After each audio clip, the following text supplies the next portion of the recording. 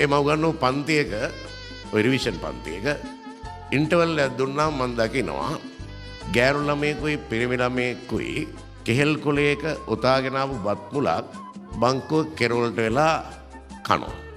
හැබැයි ඉතින් මේක විනය විරෝධී වැඩක් නෙමෙයිනේ. බත් මුලක් බෙදාගෙන කන්නේ බදාගෙන නෙමෙයි. හැබැයි මට තේරෙනවා මේගොල්ලෝ අතර මොකක් හරි විශේෂ සම්බන්ධයක් ඇති කියලා. ඒ කාලේ උසස් පෙළට විෂයන් 4යි. මේ ගෑනු ළමයා ඒ 4ක් ගත්තා. මට මතකයි අරන් පේරාදෙණියේ කැම්පස් ගියා. පිරිමි ළමයා ආගිය අතක් නැහැ. දවසක් මම හන්දියක ඉන්නකොට වෑන් එකක් නවත්තලා ටයි එකක් දාපු ඉලන්දාරියෙක් මයෙන් ඇවිල්ලා අහනවා සර්ට මාව අඳුරන්න පුළුවන්. බලපුවාම අර බත් මුලේ ඉතුරු භාගෙමයි. කොල්ල සෙල්ස් රෙප් කෙනෙක්. මොනවද ටොපි జాතියක් වෑන් එක දාගෙන විගුණනවා. ඉතින් කතා කරගෙන ඉන්න ගමන් දැන් වැඩි හිටියෙක්නේ මං අහුවා ඔය තමුසගේ අර බත් මුල් ප්‍රේමයක් තිබ්බ නේද කොහේ? කෙල්ල කැම්පස් ගියා නේද කියලා. කොල්ලගේ මූණ නිකන් නරක් කරා. කොල්ල කියනවා සර් මං ඒක නැවැත්තුවනේ කියලා.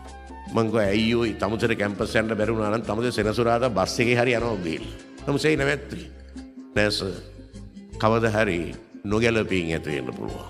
එහෙනම් මට හොඳට ඉගෙන ගන්න පුළුවන් සර්. මම මැට්ටනේ. මං කව බොරු කියන්නේ බා. තමුසේට මොකක් හරි ඇති. නෑ සර් අපේ තාත්තා මැරිලා. අම්මට රස්සාවක් නෑ. මල්ලිලා දෙන්නෙක් ඉස්කෝලේ යනවා. මම මේ ජොබ් එක කරලා තමයි මල්ලිලට වියදම් කරන්නේ. මේ ජොබ් එක ෂුවර් නෑ සර්. මට ප්‍රශ්න. මං ඒවා කොහොමද ඔක්කොම ඔලුවට දාපම අරලමයට ඉගෙන ගන්න බැරුව යනවා. ඒකයි මම නැවැත්තුවේ. කොල්ල ඇත්ත කියන්නේ. අනික ඔය වයසේ කොල්ල ඔහොම හිතන්නේ. මං කොල්ල දිහා බලලා ගියා උඹ මහා බෝධිසත්ව වෙන්නේ කියලා මං ගියා. ආලවන්නේ යන තේරුම බෝසත්කම. එතකොට මං අර කොල්ලට කියලා ආවේ උඹ මහා බෝධිසත්වෙක් නේ කියලා. මට හිත එකපාරටම අතීතයට ගියා.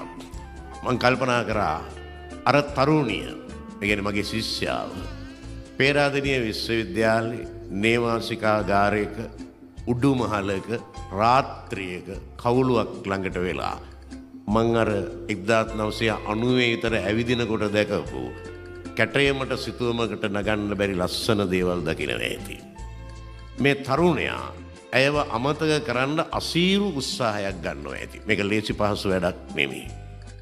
මේ තරුණයා කොයි විදිහට හිතනවා ඇද්ද?